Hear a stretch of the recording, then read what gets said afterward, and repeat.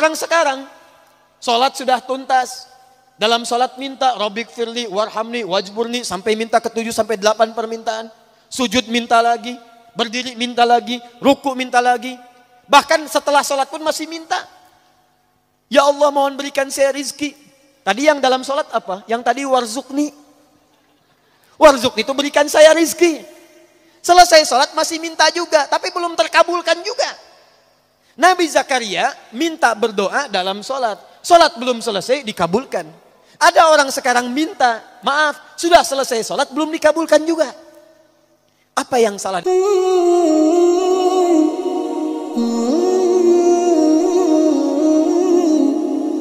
Orang yang sholatnya benar, itu dijamin oleh Al-Quran, doanya akan cepat dikabulkan oleh Allah Subhanahu wa Ta'ala. Sudah, tidak cukup dengan amin, lihat dulu. Ibu anaknya mau sekolah, berdoa. Ada yang mau menikah, berdoa. Ada yang cari kerja, berdoa. Awas, awas. Kalau Anda tiap hari menunaikan sholat, tapi doanya telat terjawab, maka ada yang harus dicek dalam sholatnya. Karena orang yang sholatnya benar, itu Masya Allah, mohon maaf, jangankan doa biasa. Orang yang meminta kepada Allah, bahkan yang kata manusia mustahil, itu kalau sholatnya benar bisa dikabulkan oleh Allah Subhanahu wa Ta'ala. Dalilnya Quran surah ketiga Ali Imran ayat 38 sampai 39, paling kanan sebelah atas. Saya agak cepat. Quran surah ketiga Ali Imran ayat 38 sampai 39. Kenal Nabi Zakaria? Oh, yo kenal. Kenal di mana? Nah, orang rengat tak? Belum ditulis sudah kelihatan. Nabi Zakaria kenal. Masya Allah. Baik, sudah. Nabi Zakaria, Nabiullah, dekat dengan Allah, orangnya soleh, berumah tangga, menikah sampai sepuh. Mohon maaf ibu, istrinya divonis monofos, bahkan mandul. Menurut medis dan klinis itu mustahil punya keturunan. Tapi apa yang dilakukan Nabi Zakaria? Melihat Sayyidah Maryam alaihissalam banyak beribadah di mihrab dekat dengan Allah. Lantas beliau berinisiatif untuk sholat di mihrab itu. Perhatikan, sholat. Dalam sholatnya memohon kepada Allah. Di mihrab sholat, minta kepada Allah. Nanti kita akan lihat. Apa yang terjadi? Kita baca ayatnya. Hunalika da'a Zakaria Rabbah. Di mihrab itulah Nabi Zakaria berdoa kepada Allah Rabbnya. Qala Rabbi habli min ladunka dzurriyyatan thayyibah. Ia memohon, ya Allah, mereka mengatakan manusia saya tidak akan mungkin punya keturunan. Mereka katakan saya sudah sepuh, fisik saya sudah letih, rambut saya memutih, dan istri saya divonis secara medis sudah tidak mungkin punya keturunan, monofos dan mandul. Maka saya mohon ya Allah, berikan keturunan dari sisimu saja. Ini awas, ini rumus dalam Quran. Kalau bapak ibu nanti mendapatkan gambaran dari manusia, ada tetangga, ada dokter, ada macam-macam mengatakan ini mustahil pak, ini nggak bisa bu. Maka tafsir dari ayat ini ingin mengatakan, kalau manusia sudah mengatakan terbatas, tidak bisa, maka tinggalkan pendapat manusia, minta kepada Allah Subhanahu wa Ta'ala. Bagaimana cara mintanya? Lihat Nabi Zakaria. Qala Rabbi habli min ladunka dzurriyyatan thayyibah innaka sami'ud du'a. Ya Allah, manusia mengatakan saya nggak mungkin punya keturunan. Saya mohon darimu saja ya Allah, yang tidak punya batas dalam kuasa. Engkau pasti mendengar doa saya. Kalau pada yang maha mendengar saja tidak dikabulkan, kepada siapa lagi saya mesti minta? Nah, yang paling menarik, Nabi Zakaria itu mintanya dalam keadaan apa? Apakah sedang duduk? Apakah sedang makan? Apakah sedang tiduran? Lihat ayat 39-nya. Begitu selesai berdoa, perhatikan, selesai berdoa, tiba-tiba turun malaikat. Fanadathul malaika wa huwa qaimun yusalli fil mihrab. Tiba-tiba turun malaikat menyampaikan kepada beliau, annallaha yubashshiruka bi Yahya. Jadi baru selesai berdoa, turun malaikat, "Hei Yahya, hei Zakaria, kamu dapat kabar gembira dari Allah, kamu akan punya keturunan." Bahkan langsung namanya dari Allah, Yahya. Dari kata Al-Hayyu, artinya hidup. Yang mustahil kata manusia, lahir dari rahim seorang perempuan yang menopause dan mandul bayi yang hidup, kata Allah, bagi saya nggak ada yang mustahil. Jadi hidup. Kapan dia berdoanya? Wa huwa qa'imun yusalli fil mihrab. Ternyata beliau berdoanya masih berdiri dalam sholatnya. Nabi Zakaria sholat, Bu. Berdoa kepada Allah. Sholatnya belum tuntas. Perhatikan dahsyatnya. Sholatnya belum selesai, doanya sudah dikabulkan.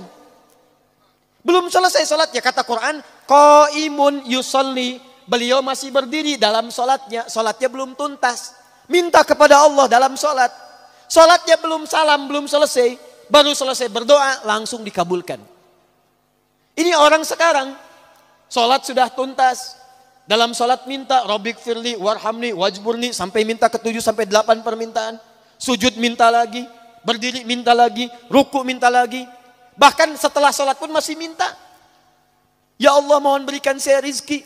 Tadi yang dalam sholat apa? Yang tadi warzukni. Warzukni itu berikan saya rizki. Selesai sholat masih minta juga. Tapi belum terkabulkan juga. Nabi Zakaria minta berdoa dalam sholat. Sholat belum selesai dikabulkan. Ada orang sekarang minta, maaf, sudah selesai sholat belum dikabulkan juga. Apa yang salah dalam sholatnya? Itu yang nanti kita akan lihat. Awas, hati-hati. Nanti saya tunjukkan beberapa dalil, bahkan dalam hadis, bila seseorang benar dalam menunaikan sholatnya, bahkan Masya Allah, hal yang menurut manusia mustahil pun, itu bisa terkabulkan di sisi Allah Subhanahu Wa Taala. Makanya Bapak Ibu silahkan cek. Nabi Muhammad SAW dalam sholatnya, beliau meminta berdoa kepada Allah. Para ulama-ulama kita yang soleh, bahkan maaf Bu ya, Pak, ada ulama mau berjihad, sholat pertama kali dilakukan. Ada yang mau nulis kitab, itu sholat dulu. Sholat. Begitu sholat dikerjakan, semuanya mudah. Itu yang menaklukkan Jakarta dari Portugis. Di Jakarta dulu, itu namanya bukan Jakarta, Sunda Kelapa. Berdekatan dengan Banten. Dikuasai oleh Portugis. Datang ke Indonesia, ke Nusantara lewat Malaka, Selat Malaka tahun 1511. Menguasai wilayahnya wilayah Portugis, wilayah Sunda Kelapa. Siapa yang membebaskan itu? Namanya Fatahillah. Dikenal dengan Faletehan. Itu menantu Sunan Gunung Jati. Menikah dengan anak keduanya perempuan.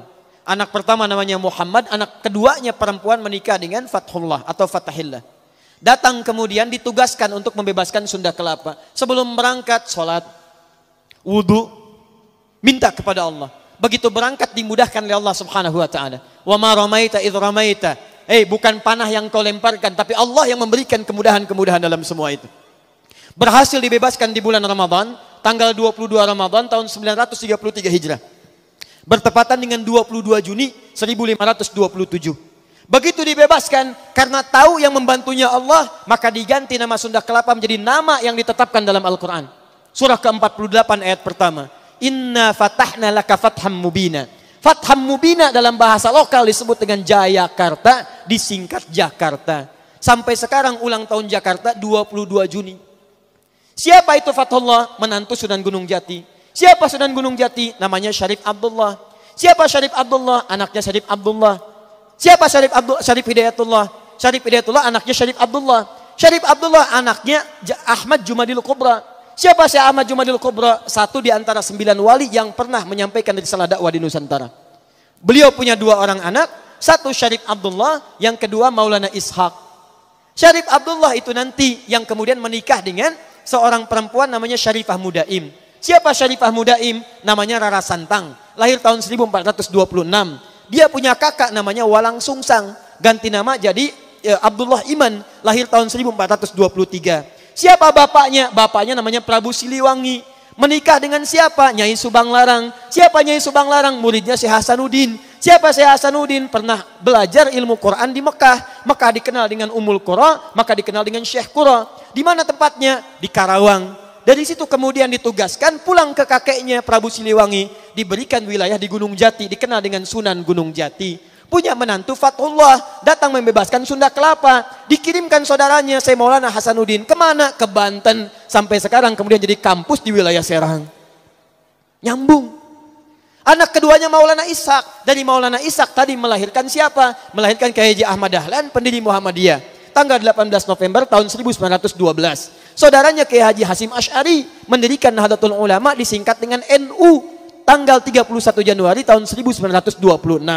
Jadi NU dengan Muhammadiyah itu bersaudara pendirinya. Berasal dari Ahmad Jumadil Kubra. Siapa Ahmad Jumadil Kubra? Keturunan dari Ali Zainal Al-Kabir. Siapa Ali Zainal Al-Kabir? Keturunan Ali Zainal Abidin. Siapa Ali Zainal Abidin? Dari Al-Husain. Al-Husain adiknya Al-Hasan. Al-Hasan anaknya Ali bin Abi Thalib. Suaminya Fatimah Az-Zahra, putri Rasulullah sallallahu alaihi wasallam. Masih nyambung. Jadi saya kembalikan ya. Nah, nyampe kadinya teteh. Yuk ulangi deh. Jadi kalau orang sholatnya benar, orang sholatnya bagus, kita kembalikan ke awal, maka doa-doanya akan cepat dikabulkan oleh Allah Subhanahu wa ta'ala.